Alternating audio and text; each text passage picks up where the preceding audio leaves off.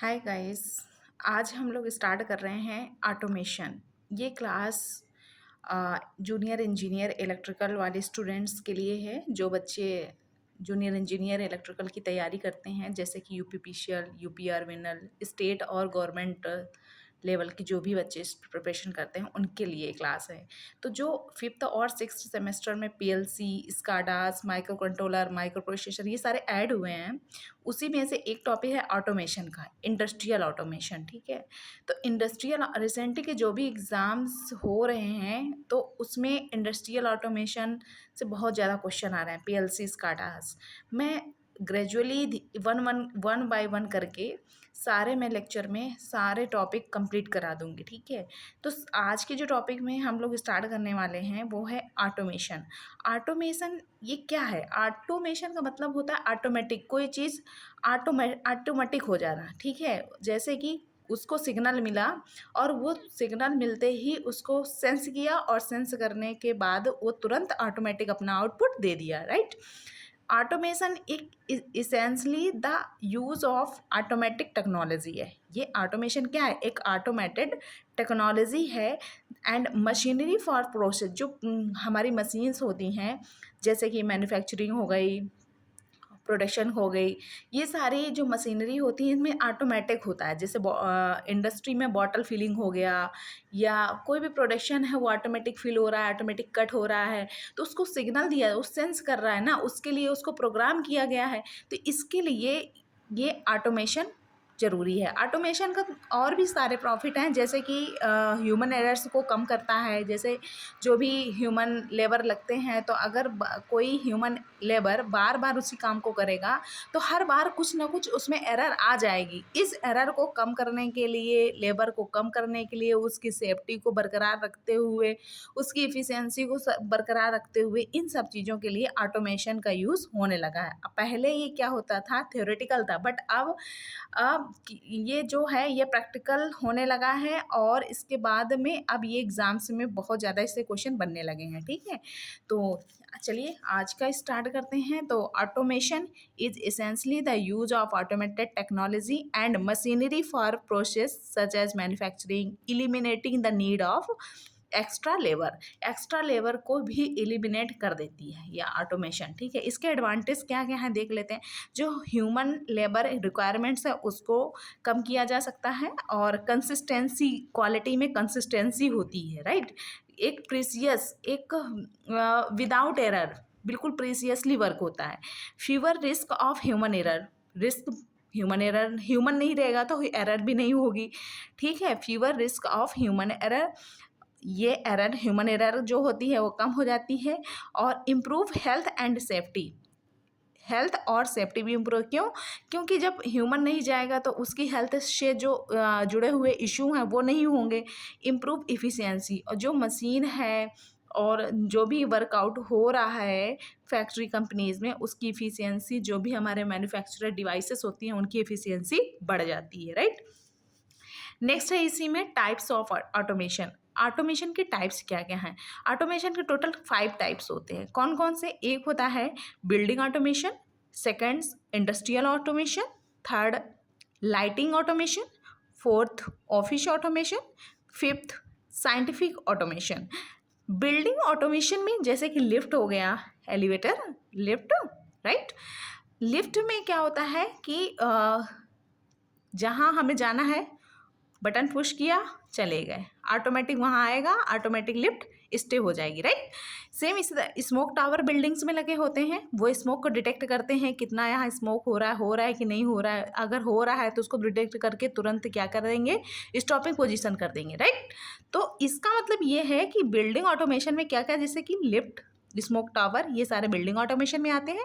Industrial automation की बात करेंगे तो इंडस्ट्रियल ऑटोमेशन में क्या होता है, जैसे कि ऑटो फिलिंग बॉटल्स है, बॉटल ऑटोमेटिक फिल होती चली जा रही, मैन्युफैक्चर हुआ, ऑटोमेटिक फिल होती चली जा रही है। राइट।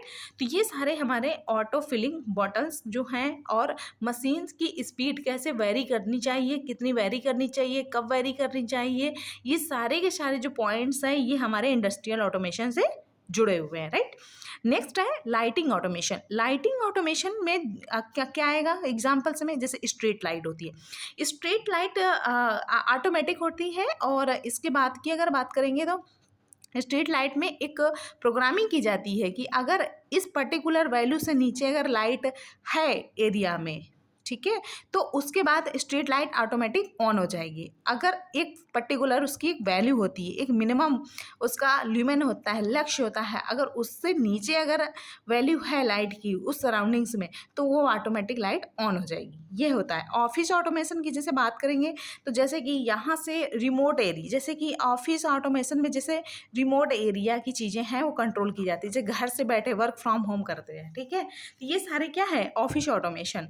जैसे हम ऑफिस में बैठे हैं या घर पे बैठे हैं और दूर की चीज़ें अपने यहाँ से हम कंट्रोल कर रहे हैं, राइट। तो ये these points will come under the office automation. Next is scientific automation. Scientific automation like robot, okay, suppose that robot है और रोबोट होने से जो ह्यूमन लेबर है वो कम होगा, कम क्या बिल्कुल भी नहीं होगा। और इसके बाद में जो इफिशियंसी है वो बढ़ जाएगी, क्योंकि हम रोबोट को 24 आवर्स वर्क करा सकते हैं, राइट, उसकी प्रोग्रामिंग करके उसको एक इनपुट देंगे, राइट। सेम इसी तरह साइंटिफिक ऑटोमेशन में एग्जाम्पल्स में क्या आता है, रोबोट आता है, ठीक है। तो ये रोबोट क्या है, इसमें क्या है ना, इसमें हेल्थ इश्यू है, ना एफिशिएंसी इशू है, ना इसमें सेफ्टी इशू है, और ह्यूमंस एरर भी इसमें नहीं होंगी। किसमें, साइंटिफिक ऑटोमेशन के एग्जाम्पल्स में रोबोट ले लिया, राइट। तो रोबोट क्या है, एक मशीन ही तो है। रोबोट क्या है, एक मशीन ही तो है, और इसको हम प्रोग्रामिंग कर सकते हैं कि इसको इतने पर्टिकुलर टाइम तक इतनी इफिशिएंसी के साथ और इतने डेटा के साथ इसको वर्क करना है। तो ये जो सारे पॉइंट हैं ये आपके लिए बहुत ही इम्पॉर्टेंट है, और मैं चाहूँगी कि ये सारे पॉइंट आप लोग नोट करते जाइएगा, क्योंकि ये एज आ बिल्कुल कैप्सूल समझिए, वेरी मोस्ट इम्पॉर्टेंट है। ऑटोमेशन क्या है, ऑटोमेशन एक ऑटोमेटिक टेक्नोलॉजी है, ठीक। इसके बाद की बात करेंगे ऑटोमेशन नीड क्यों हुई, क्योंकि नीड क्यों हुई, इसके एडवांटेज क्या है, ह्यूमन एरर को कम करता है, लेबर रिक्वायरमेंट्स को कम करता है, क्वालिटी में कंसिस्टेंसी लाता है, हेल्थ और सेफ्टी इशू इम्प्रूव होता है, इम्प्रूव इफिशियंसी होती है।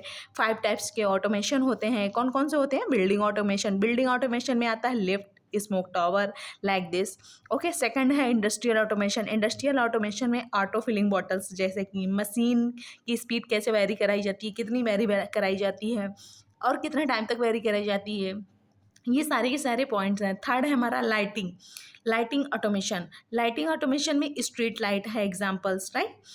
और नेक्स्ट है फोर्थ हमारा ऑफिस ऑटोमेशन। ऑफिस ऑटोमेशन में बताया जैसे रिमोट एरिया की चीज़ें हैं वो कंट्रोल की जा सकती हैं, घर से बैठे या ऑफिस से बैठे, जैसे प्लांट चल रहा है। अब ऐसा तो है नहीं कि हम फील्ड में जाएंगे वहाँ कंट्रोल करेंगे, बिल्कुल भी ऐसा नहीं है।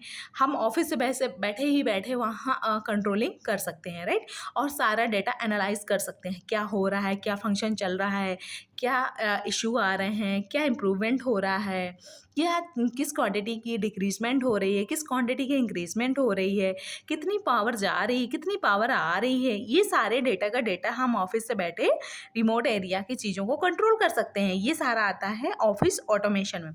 नेक्स्ट है हमारा साइंटिफिक ऑटोमेशन। साइंटिफिक ऑटोमेशन में रोबोट आता है, रोबोट जो होता है, सॉरी फॉर प्रोनाउंसिएशन, रोबोट आता है। और रोबोट एक मशीन ही तो है, एक ऑटोमेटेड डिवाइस ही तो है। इसमें क्या आता है, ह्यूमन लेबर की जो रिक्वायरमेंट्स है बिल्कुल भी जीरो हो जाती है, एलिमिनेट कर देता है। इसके बाद है इसका हेल्थ इशू भी नहीं रहता है, सेफ्टी इशू भी नहीं रहता है, और इसकी इफिशियंसी है वो हाई रहती है। इसकी जो टाइम ड्यूरेशन है, वो काम करने की जो कैपेबिलिटी है वो हम लोग फिक्स कर देते हैं कि 24 आवर्स तक ये लगातार कंटिन्यूटी ये वर्क कर सकता है, राइट। तो ये सारे पॉइंट्स हैं। मैं आशा करती हूँ आप सभी लोगों को ये सारा टॉपिक क्लियर हो गया होगा, और इसके जो इन्हांसिंग टॉपिक हैं वो मैं सारे 1 बाय 1 लेक्चर में कंप्लीट करा दूँगी। तो यही है, और थैंक यू। प्लीज़ सब्सक्राइब कर दिया करिए आप लोग, ठीक है। Thank you.